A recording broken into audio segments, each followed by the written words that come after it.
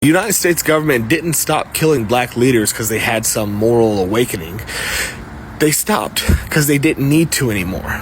Once they wiped out the radicals, Malcolm, MLK, Fred Hampton, all of them, the revolution got cut off at the knees.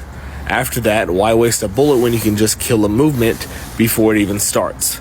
By the 80s, they swapped out black power for black profit. They handed out a few golden tickets, made sure there were just enough rich and famous black faces to sell the idea that the system works. Instead of liberation, they handed out contracts, endorsements, executive positions. Instead of black power, they gave them black excellence. And look, ain't nobody saying black folks shouldn't be successful. But success inside the system is not the same as dismantling it. They let a few through the gates just as long as they played by the rules. And those rules, stay in line. Talk about personal success, not collective struggle.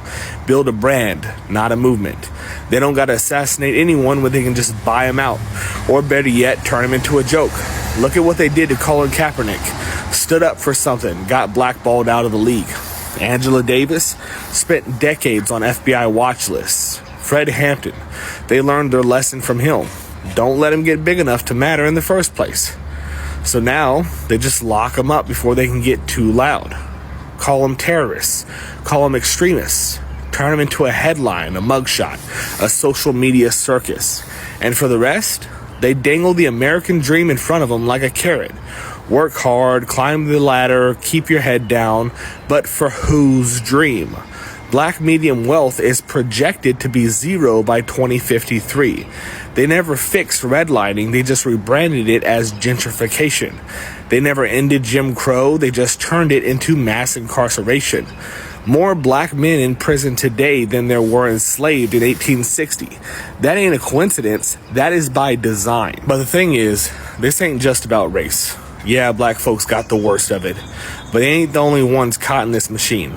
They keep everybody distracted. Working class whites, Latinos, immigrants, poor folks of every shade, fighting each other while the real power stays untouched. They convinced half the country that a CEO with their skin color is their ally, while their own neighbor is the enemy. Divide and conquer, same as always. So the real question ain't what happened to the movement, it's how do we bring it back? Because if they don't have to kill revolutionaries anymore, that means we already lost once. And winning again? That ain't gonna look comfortable.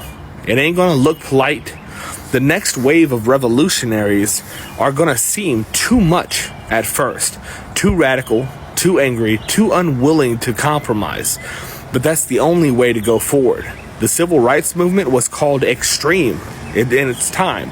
The labor movement was called un-American. Every fight for freedom has been smeared before it's been won. So what's it going to take? Because if history's got anything to teach us, it's that nothing changes till people get real uncomfortable. The system don't break itself. The question is, are we ready to break it?